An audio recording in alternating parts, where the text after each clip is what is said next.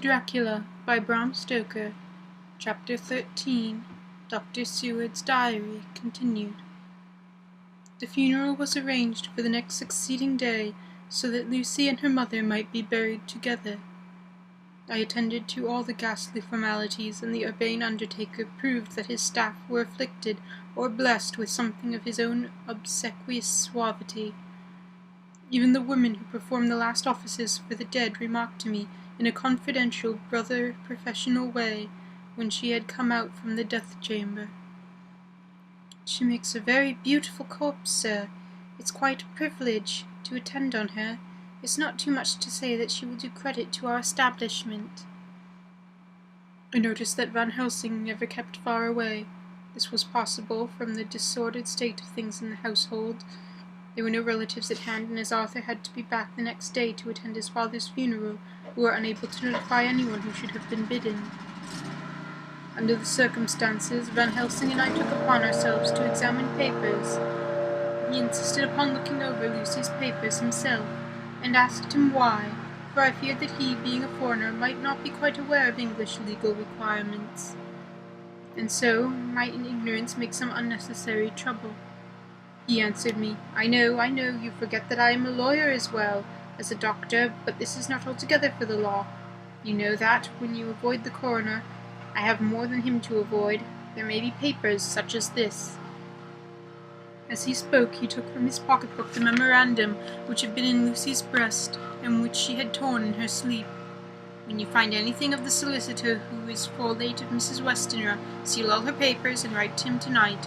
For me, I watch here in the room, in Miss Lucy's old room, all night, and I myself search for what may be.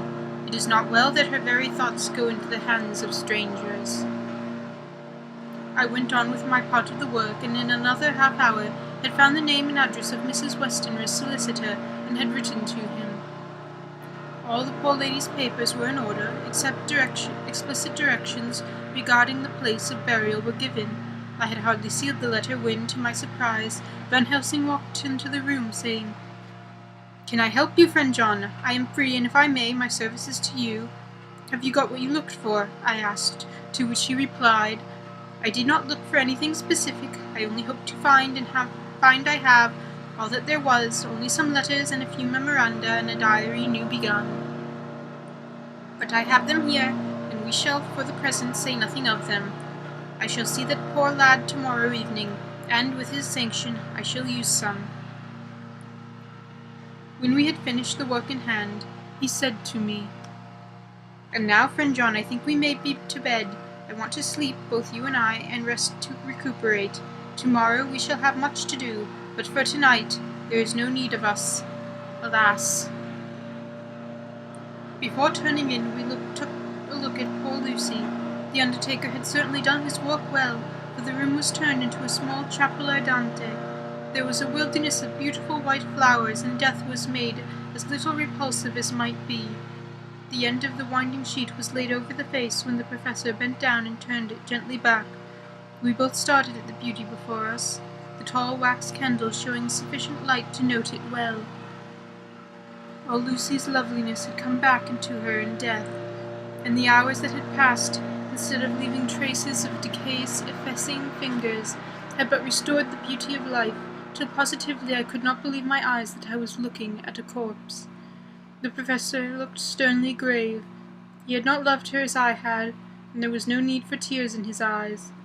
He said to me, "Remain till I return," and left the room. He came back with a handful of wild garlic from the box waiting in the hall, but which had not been opened, and placed the flowers amongst the others, on and around the bed. Then he took from his neck, inside his collar, a little golden crucifix, and placed it over her mouth. He restored the sheet to its place, and we came away. I was undressing in my own room when, with a premonitory tap at the door, he entered, and at once began to speak. "Tomorrow I want you to bring me, before night, a set of post-mortem knives." "Must we make an autopsy?" I asked. "Yes and no. I want to operate, but not as you think. Let me tell you now, but not a word another. I want to cut off her head, and take out her heart. Ah, you a surgeon and so shocked. You whom I have seen with no tremble of hand or heart, do operations of life and death that make the rest shudder. Oh, but I must not forget, my dear friend John, that you loved her, and I have not forgotten it, for it is as I shall operate, and you must only help. I would like to do it tonight, but for Arthur I must not. He will be free after his father's funeral tomorrow, and he will want to see her, to see it. Then, when she is confined, all ready for the next day, you and I shall come when all is asleep. We shall unscrew the coffin lid, and shall do our operation, and then replace all, so that none know, save we alone. But why do it all? The girl is dead. Why mutilate her poor body without need? And if there is no necessity for a post-mortem, and nothing to gain by it, no good to her, to us, to science, to human knowledge, why do it? Without such it is monstrous. For answer he put his hand on my shoulder and said, with infinite tenderness, Friend John, I pity your poor bleeding heart, and I love you the more because it does so bleed. If I could, I would take on myself the burden that you do bear, but there are things that you now not know, but you shall know, and bless me for knowing, though they are not pleasant things. John, my child, you have been my friend now many years, and yet did you never know me to do anything without good cause? I may err, but I am man, but I believe in it all I do. Was it not for these causes that you sent for me when the great trouble came? Yes. You were not amazed, nay horrified, when I would not let Arthur kiss his love, though she was dying, and snatched him away by all my strength. Yes, and yet you saw how she thanked me, with her so beautiful dying eyes, her voice, too, so weak, and she kissed my rough old hand and blessed me. Yes, and did you not hear me swear promise to her, so that she closed her eyes grateful? Yes. Well, I have good reason for all I want to do. You have for many years trusted me, you have believed me weeks past, when there be things so strange that you might well doubt. Believe me yet, little friend John, if you trust me, then I must tell what I think, and that is perhaps well. And if I work as I work I shall, no matter trust or no trust, without my friend trust in me, I work with heavy heart and feel, oh so lonely when I want all help and courage that may be. He paused a moment, and went on solemnly, Friend John, there are strange and terrible days before us. Let us not be two but one, so that we work to a good end. Will you not have faith in me? I took his hand and promised him. I held my door open as he went away, and watched him go into his room and close the door. As I stood without moving, I saw one of the maids pass silently along the passage. She had her back towards me, so did not see me, and go into the room where Lucy lay. The sight touched me. Devotion is so rare, and we are so grateful to those who show it unasked, to those we love. Here was a poor girl putting aside the terrors which she naturally had of death, to go watch alone by the bier of the mistress, whom she loved, so that the poor clay might not be lonely, till laid to eternal rest. I must have slept long and soundly, for it was broad daylight when Van Helsing waked me by coming into my room. He came over to my bedside and said, You need not trouble about the knives, we shall not do it. Why not? I asked, for his solemnity of the night before had greatly impressed me. Because, he said sternly, it is too late, or too early. See, here he held up the little golden crucifix. This was stolen in the night. How stolen? I asked in wonder. Since have you now? Because I get it back from the worthless wretch who stole it from the woman who robbed the dead and the living. Her punishment will surely come, but not enough through me. She knew not altogether what she did, and thus unknowing, she only stole. Now we must wait. He went away on the word, leaving me with a new mystery to think of, a new puzzle to grapple with. The forenoon was a dreary time, but at noon the solicitor came, Mr. Markand of Holman, Sons, Markand and Lidderdale. He was very genial and very appreciative of what we had done, and took off our hands all cares as to details.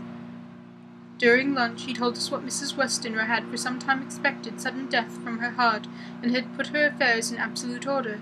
He informed us that, with the exception of a certain entitled property of Lucy's father, which now, in default of direct issue, went back to a distant branch of the family, the whole estate, real and personal, was left absolutely to Arthur Holmwood. When he had told us so, he went on.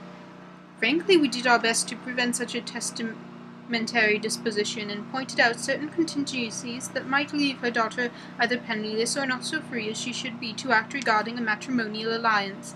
Indeed, we pressured the matter so far that we almost came into collision, for she asked us if we were or were not prepared to carry out her wishes. Of course we had then no alternative but to accept. We were right in principle, and 99 times out of 100 we should have proved, by the logic of events, the accuracy of our judgment.